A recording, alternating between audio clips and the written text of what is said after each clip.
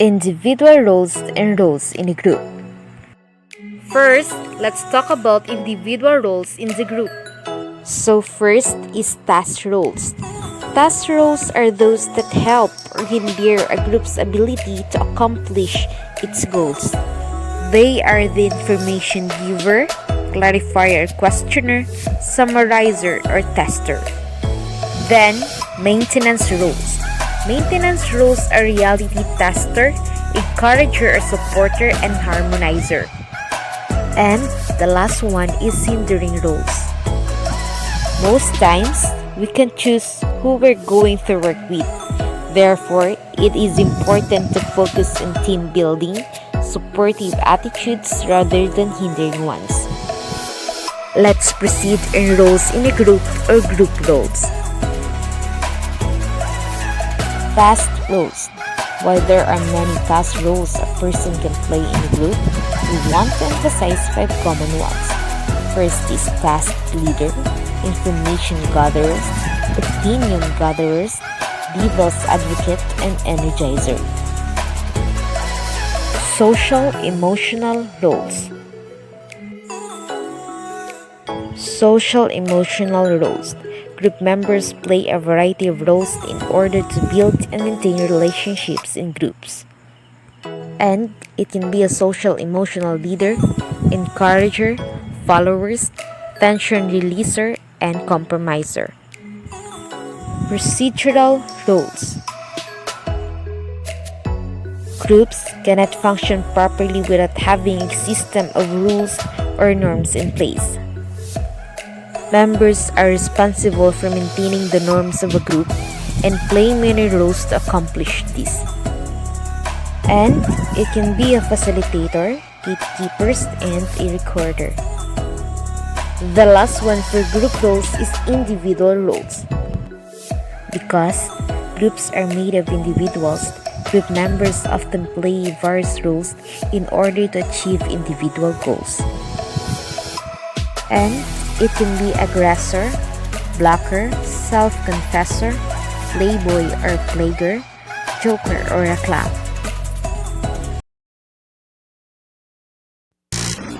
Leadership theories and styles. Leadership theories. 1. Behavioral theory, or sometimes called style theory. It focuses on how leaders behave and assumes that these traits can be copied by other leaders. This suggests that leaders aren't born successful, but can be created based on learnable behavior. Some of the styles of leadership include task-oriented leaders, people-oriented leaders, country club leaders, status quo leaders, dictatorial leaders, and more. Its disadvantage is that while it allows flexibility, it doesn't directly suggest how to behave in certain circumstances. It is advantageous in a sense that leaders can learn and decide what actions they want to implement to become the kind of leader they want to be. Let's take, for example, a task-oriented leader versus a people-oriented leader. If there's a problem with a team, a task-oriented leader will look at the process to see if something needs to be adjusted with the workflow. A people-oriented leader will look at the individuals and go right to them, asking what the issue is. Whatever behaviors you choose, the behavioral leadership theory helps leaders focus on their actions and utilize their decisions to be a great leader. Contingency theory. The thought that since there isn't a one-size-fits-all model, organizations must choose an appropriate leader. It is sometimes called situational theory, where it focuses on the context of a leader. A leader's effectiveness is directly determined by the situational context. This theory takes the specific leadership styles and suggests that good leaders can adjust their leadership style situationally. It has great advantages, including that leaders are able to be effective no matter their situational context. Great man theory, or the great person theory. The thought that great leaders are born, not developed. Leaders are born with just the right traits and abilities for leading. charisma, intellect, confidence, communication skills, and social skills. It defines leaders as valiant, mythic, and ordained to rise to leadership when the situation arises. Management theory or the transactional theory. The thought that people follow leaders based on transactions inside a mix of rewards, incentives, and punishments. This focuses on supervision, organization, and group performance. It is a system of rewards and punishment, and transactional leadership is regularly used in business. Example, a leader that offers a cash bonus for employees who meet a goal, or a leader who makes employees do extra paperwork if they miss a deadline. Participative theory. This is not common in the corporate world, sometimes called democratic leadership. It suggests that employees be directly involved in decision making in their organization. The leader simply facilitates a conversation and then takes all the suggestions and comes up with the best possible action. Everyone is involved in decision making with the help of a leader. Power theory. This theory looks at the way a leader utilizes their power and influence to get things accomplished. It looks at positional power and personal power and how they impact leaders' choices and outcomes. Employees in power theory companies see that their only way to influence change or impact the company is to gain power of their own. This can result in low morale, political, and cliquey climates in the office. Relationship theory. It focuses on leaders who are mainly concerned about their interactions with others. They are often mentors for employees, scheduling time to talk to them, and working to meet their needs. Mostly a relationship theory, leaders build good or positive environment, and they make the work more enjoyable. Relationship-oriented managers often get better results from their employees because they have built trust and it boosts their confidence in following the leaders. For example, a manager who takes a newer employee under her wing, she works to help this employee understand how they fit within the organization, encourage them to be open about questions and problems, and create a positive working relationship. These employees then are encouraged to work hard, point out issues, and help solve problems for the company. Leadership styles. 1. Pace setting or the autocratic style. These leaders have high standards for themselves and others, and a focus on high-speed achievement.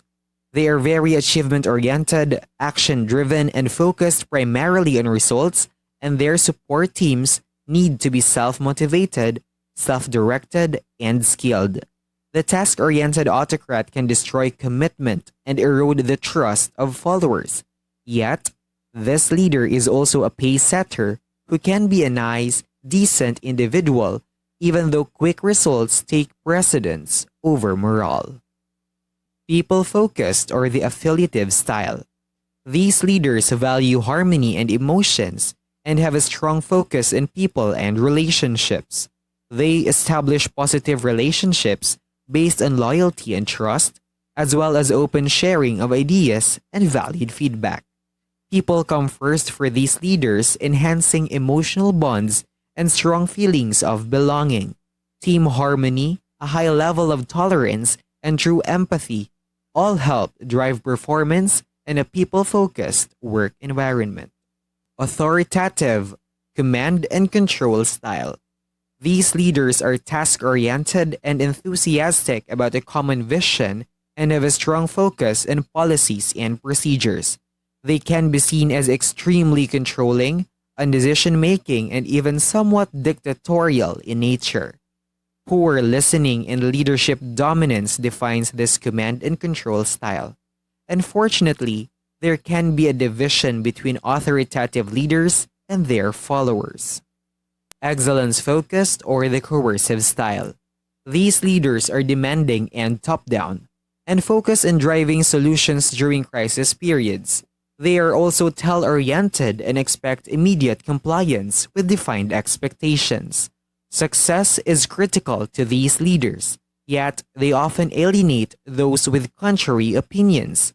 A lack of flexibility and a strong focus on perfection can make these coercive leaders rule by fear. Innovative or the transformational style. These leaders drive creativity and a dynamic vision and focus on unlocking tangible values as the foundation for the organization. They are very forward looking, addressing challenges and taking risks. There is a high commitment and level of optimism to creative ideas and pursuing them with purpose. Improving changes within the organization and management helps improve relationships and products. Charismatic or the persuasive influencer style. These leaders are passionate about success and focus on encouraging risk taking that can affect outcomes. These leaders are strong influencers of team members and have high levels of energy and enthusiasm for their roles.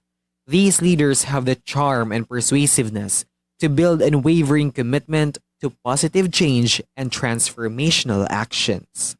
The last one is coaching or development oriented style. These leaders are self aware and full of empathy and focus on developing employees and colleagues for the future. As coaching leaders, they are good active listeners and able to encourage different approaches to problem solving. Development leaders build strong and engaging teams based on a foundation of self awareness. Issues of group behavior, social loafing, and other issues. Conformity. Group norms is driven by two motivations: the desire to fit in and be liked, and the desire to be accurate and gain information from the group. Authority figures also have influence over our behaviors, and many people became obedient and follow orders, even if the orders are contrary to their personal values.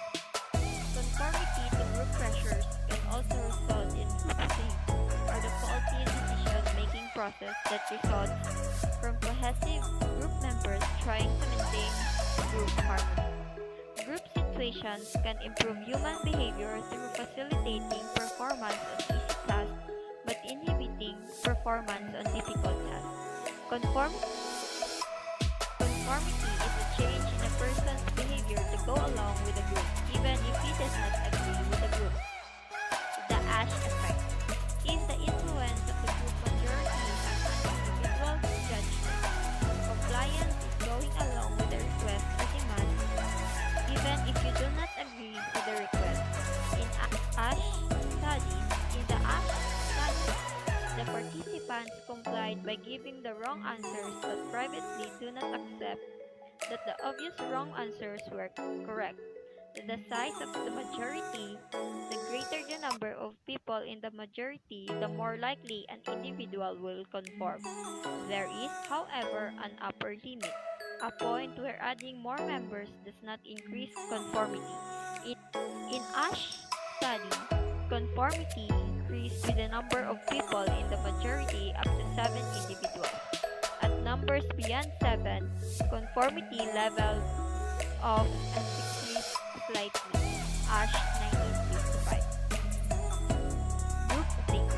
Groupthink is the modification of the opinions of members of a group to align with what they believe is the group consensus. Janice 1972. In group situations, the group often takes action that individuals would not perform outside the group setting because groups make more extreme decisions than individuals do. The elimination of diverse opinions contributes to faulty decision by the group. Group polarization. According to Dagger and Pruitt 1967, it is the strengthening of an original group attitude that is, if a group initially favors a viewpoint, after discussion, the group consensus is likely a stronger endorsement of the viewpoint. Conversely, if the group was initially opposed to a viewpoint, group discussion would likely lead to stronger opposition. Group polarization explain many actions taken by groups that would not be undertaken by individuals. It also can be observed at political conventions when platforms of the party are supported by individuals when not in a group, who decline to support them. A more everyday example is a group discussion of how attractive someone is. Social loafing. Social loafing is the exertion of less effort by a person working together with a group. Social loafing occurs when our individual performance cannot be evaluated separately from the group. Thus, group performance declines on easy tasks. Essentially, individual group members loaf and let the other group members pick up the slack because each individual's effort cannot be evaluated. Individuals became less motivated to perform well. For example, consider a group of people cooperating to clean litter from the roadside. Some people will exert a great amount of effort while others will exert little effort. Yet the entire job gets done, and it may not be obvious who worked hard and who didn't. Cohesion. It is defined as the willingness of members of a society to cooperate with each other to survive and prosper. In work teams, social cohesiveness means the members want to be part of the team and want to contribute to its success. Members of cohesive teams have social and emotional bonds to each other and to the overall team, which motivates high commitment and performance. Collective efficacy. It is the team's belief that it is capable of organizing and working together to reach its goals.